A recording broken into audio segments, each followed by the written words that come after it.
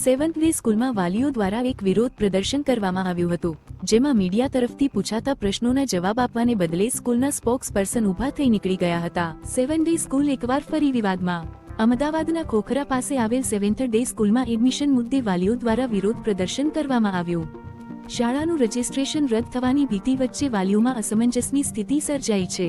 વાલી જનાક્રોશ સંઘર્ષ સમિતિએ શાળાના સત્તાધીશો પાસે સ્પષ્ટ જવાબોની માંગ કરી। વાલીઓનો સવાલ છે કે જો ભવિષ્યમાં શાળાનું રજિસ્ટ્રેશન રદ થશે તો નવા એડમિશન માટે ભરાયેલી મોટી ફીનું શું થશે? વિદ્યાર્થીના મોત બાદ ડીઈઓ દ્વારા શાળાનો વહીવટ હસ્તક લેવામાં આવ્યો હતો, પરંતુ નવા સત્ર પહેલા ફરી કામચલાઉ ધોરણે વહીવટ શાળાને સોંપાતા ચર્ચા તેજ બની છે। શાળા તરફથી માહિતી આપતા વરલી ચૌહાણે બાળકોની સુરક્ષા પ્રથમ પ્રાથમિકતા હોવાનું જણાવ્યું, પરંતુ મીડિયા દ્વારા દસ્તાવેજોને લઈને સવાલ પૂછાતા સ્પષ્ટ જવાબ આપ્યા વગર સ્થળ પરથી નીકળી ગયા। જનાક્રોશ વાલી મંડળ સમિતિ દ્વારા આ ચોક્કસ ગ્રુપે સોશિયલ મીડિયા પર બેનરોને એ બધું મૂકીને સ્કૂલની પ્રતિષ્ઠાને જે તોડવાનો પ્રયત્ન કર્યો છે, અને એના માટે શ્યોરિટી આપું છું કે સેવન્થ એડવાન્ટેજ એ બાળકો માટે કામ કરે છે, બાળકોના હિતમાં કામ કરે છે, અને બાળકોને સાચવવા એ અમારી સૌથી મોટી પ્રાયોરિટી છે। એટલે બાળકોની સેફટી અમારા માટે સૌથી વધારે ઇમ્પોર્ટન્ટ છે। એલસી લઈને ગયેલા વાલીઓ માટે તો એક જ વસ્તુ છે કે ઘણા બધા વાલીઓએ એક જ રીઝન આપ્યું છે કે એ લોકોએ ઘર શિફ્ટ કર્યું। એ બધી વાત થઈ ગઈ છે,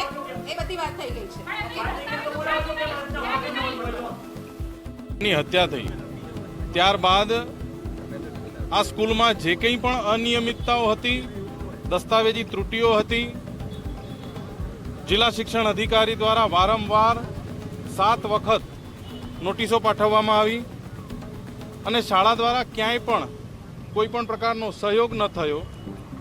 અમદાવાદ મ્યુનિસિપલ કોર્પોરેશન દ્વારા 2 થી 3 વખત નોટિસો પાઠવવામાં આવી અને ત્યાં પણ અનિયમિતતાઓ દેખાઈ આવી। ત્યારબાદ ગુજરાત સરકાર શિક્ષણ વિભાગે સ્કૂલને સરકાર હસ્તક કરી। શાળા દ્વારા પિટિશન કરવામાં આવી નામદાર હાઈકોર્ટમાં। નામદાર હાઈકોર્ટના સૂચનથી શાળાને એક વખત ફરી સાંભળવી આ પ્રકારનું સૂચન કરવામાં આવ્યું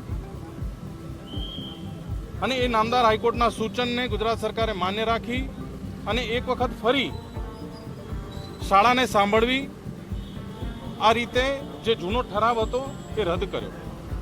ઠરાવ રદ કરવાનો અર્થ એવું નથી કે શાળા નિયમિત થઈ ગઈ, શાળાના દસ્તાવેજી ત્રુટિઓ પૂરી થઈ ગઈ।